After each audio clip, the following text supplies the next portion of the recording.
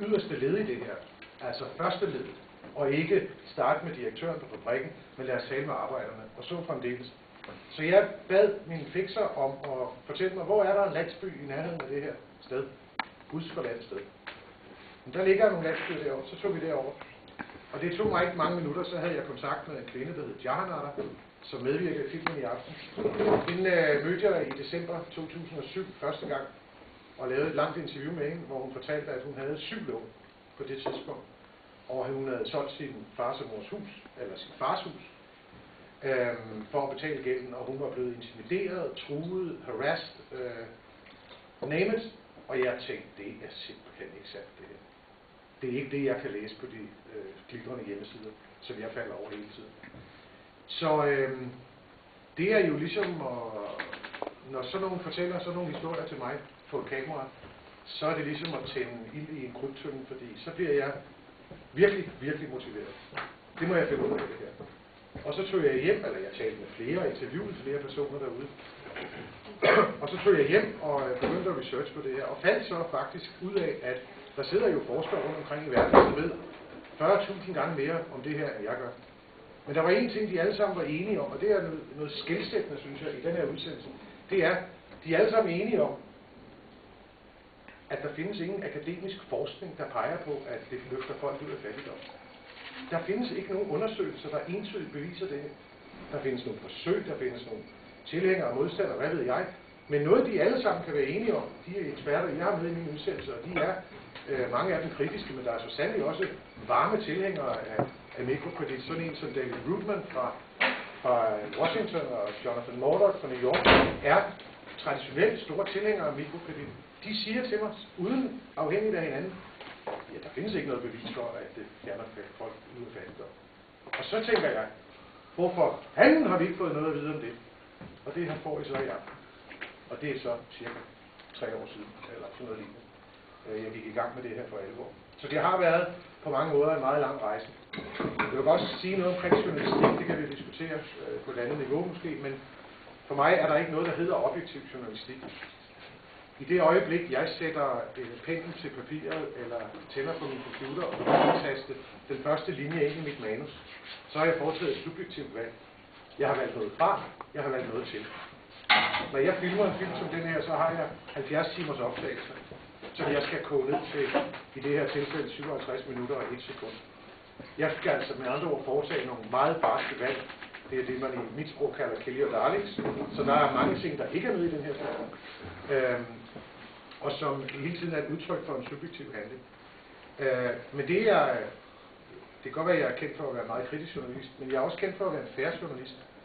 Jeg har fremlagt alle mine kritikpunkter for Mohammed Yunus og hans bank og hans ansatte og hans talspersoner i både Europa og i Bangladesh.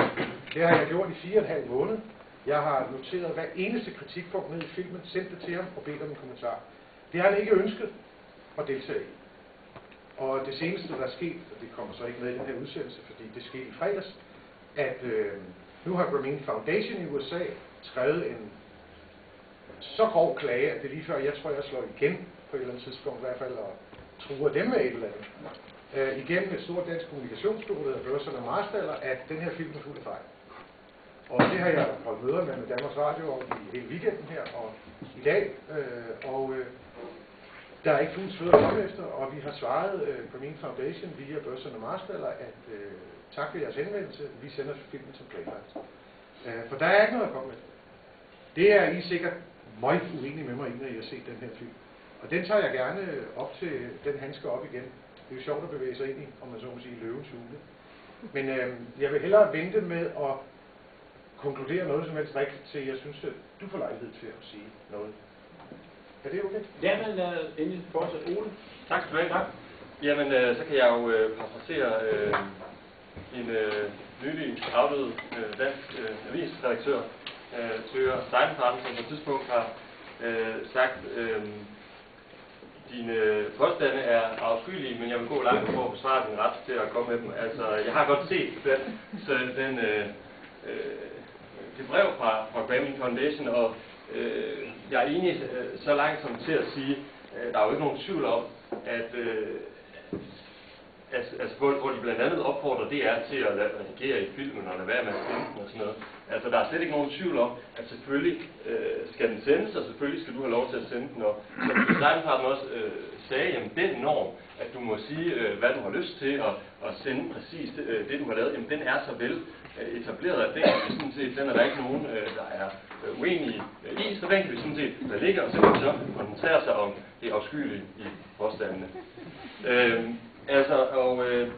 Der kan man så sige, selve debatten, synes jeg, er rigtig god, og jeg er rigtig glad for temaet, og det du siger med, at du er den første, der dokumenterer det, altså den del af det, synes jeg, vil jeg faktisk give dig ret i, især hvis man tænker på, at du startede for 3 år siden, altså der hvor, det var lige sådan kort tid efter, jeg var begyndt at interessere mig for mikrofinans, og der var de stemmer i mikrofinanssektoren, som sådan tog det her op med gennemsigtighed i priserne og ansvarlig låneinddragelse og sådan noget, de var ikke særlig stærke.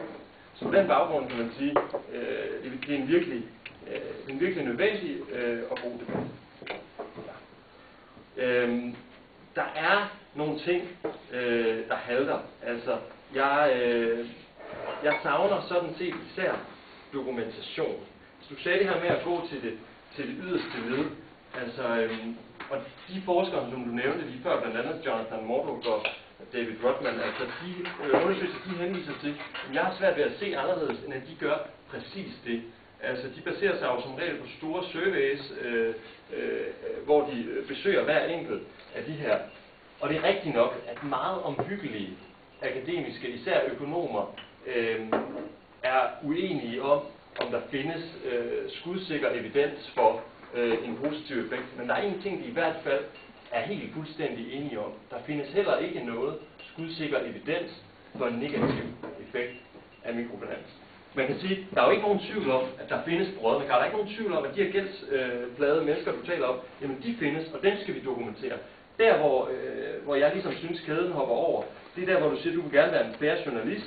Du har foretaget nogle subjektive valg. Jamen, hvis det at være en fair journalist, det er, og nu citerer jeg også en af dine forfædre, det er det at finde den bedst opnåelige version af sandheden.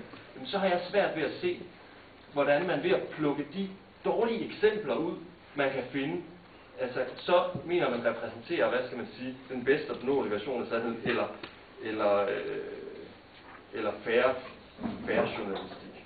Ja. Til det kan man sige, hvis man vil være lidt mere polemisk. Altså, der er jo 150 millioner mikrofinans-kunder i verden. Du har rejst rundt i Indien og Bangladesh og Mexico i hen ved 2,5 år. Og jeg mener, du siger i hvert fald i den første film, at du har talt med 30. Altså, hvis 30 det var det, du kunne finde, jamen så vil jeg sige, det er da egentlig ikke så. Ja. Det sidste, jeg gerne vil have din mening om, det er det her med renten. Altså, det første film går meget ud på renten, og det er også en god diskussion. Der siger du blandt andet, at Grameen Bank har renter på 30-200%, og jeg ved, at David Rodman, han har sendt dig de her udregninger på renten i Grameen Bank, og han skyder det til 18% og renset på inflation 15%.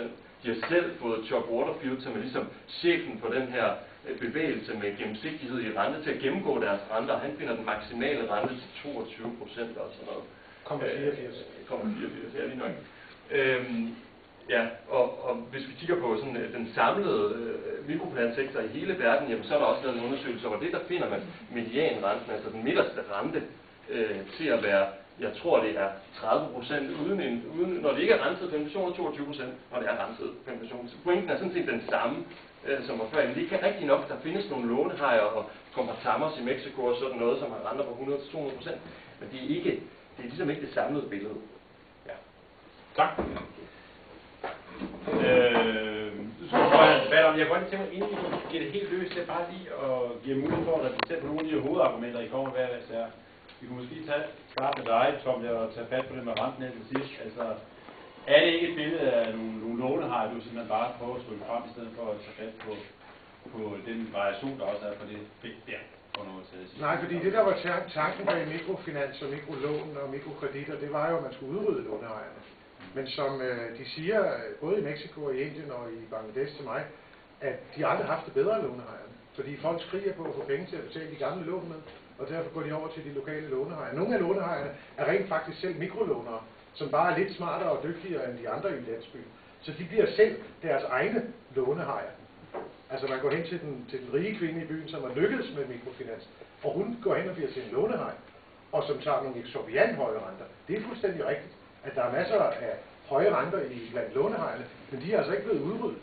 Og det kan man så i hvert fald stille sig spørgsmål om, var det ikke det, der var hele meningen? Var det meningen, at lånehajerne skulle